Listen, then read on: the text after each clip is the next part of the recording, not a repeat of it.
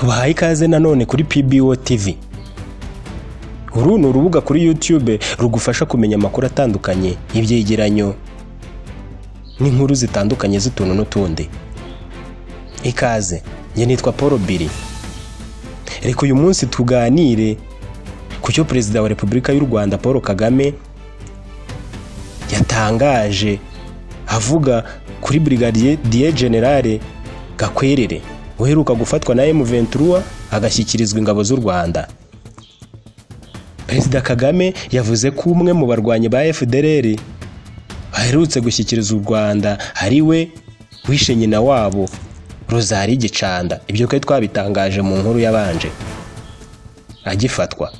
Mu kiganiro umukuru w'igihugu aherutse kugirana na Naufare yagarutse ku bibazo by'umutekano muke mu burasirazuba bwa Kongo, avuga ko u Rwanda rumaze iminsi myinshi igera mu myaka ruhangayikishijwe n'uko umutwe wa FDLR wakoze jenoside ukomeje kwisuganya ufashijwe na leta ya Kinshasa.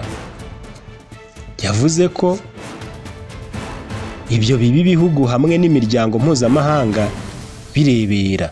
Hatanga urugero ku buryo MONUSCO imaze gukoresha asaga miliyari 40 z'amadolari mu bikorwa bitazanira amahoro akarere.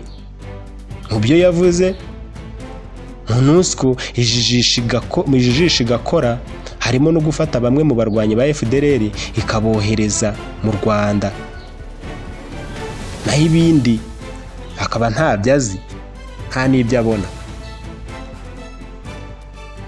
Umunyamakuru yahise amubwira ko hari inkuru yumvise y'umujenerali wazanywe mu Rwanda mu minsi mike ishize. Perezida Kagame yungamo ati, yego uriya niwe nakubwiye wishe mama wacu, niwe nakubwiye.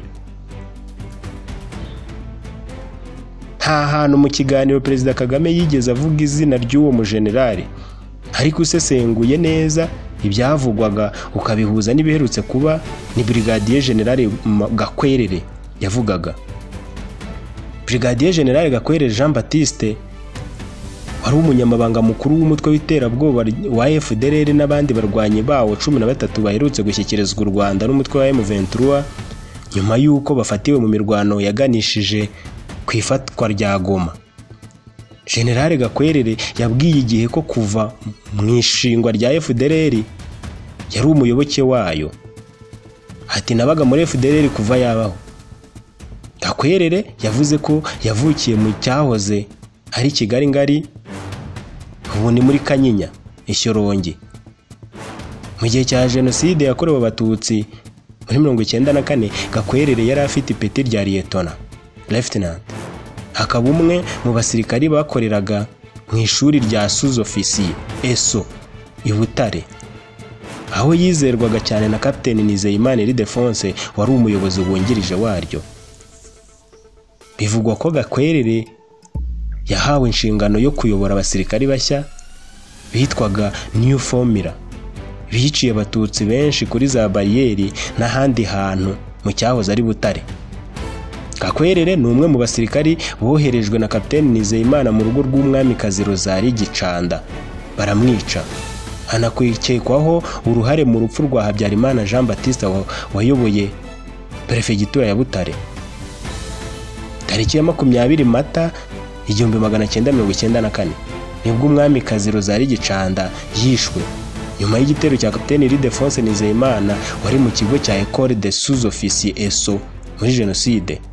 Nizeyimana yafatanyije n'abandi basirikari barimo Lieutenant Colonel Muvunyi Tarisisi n'abo mu kigo cya gisirikare cya Ngoma cyayoborwaga na Lieutenant Ildefonse Hategekimana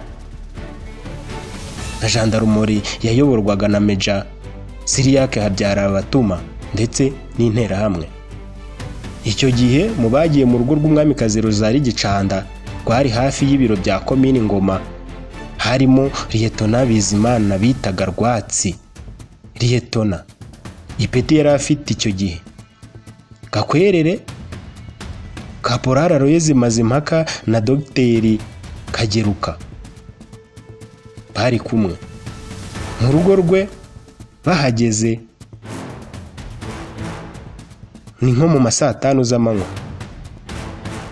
Bahasanze abandi bahigwaga harimo Jean Damascene Pari, Marie Gasibirege, Oreri Mukaremera, Calixte Kayigamba na Alphonse Saidia. Harimo kandi Uzamukunda Grace warashwe ariko ntiyapfa ndetse aza kurokoka.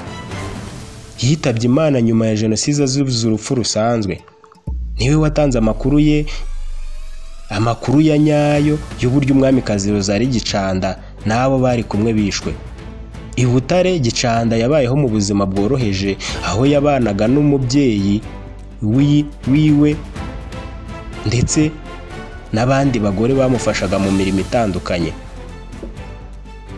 Yakundaga kwicururiza amata.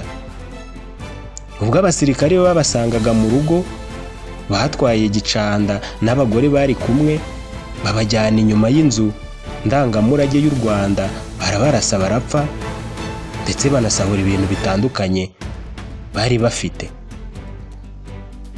Kapiteni Nizeyimana yahamijwe icyaha cya jenoside n'urukiko mpuzamahanga mpanabyaha rwashyiriweho u Rwanda, ahanishwa igifungo cy'imyaka 35. Ku rundi ruhande, Lieutenant Colonel Muvunyi yahamijwe icyaha cya jenoside, ahanishwa igihano cy'igifungo cy'imyaka 15.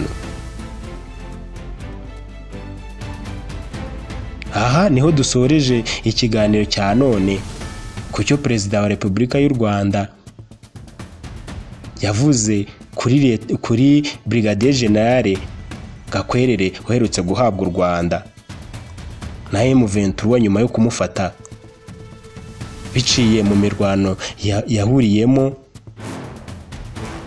n'ingabo za Kongo zifatanije n'indi mitwe harimo n'abacanshuro. Nkomeje kubashimira uko mudukurikira. Naho ubutaha.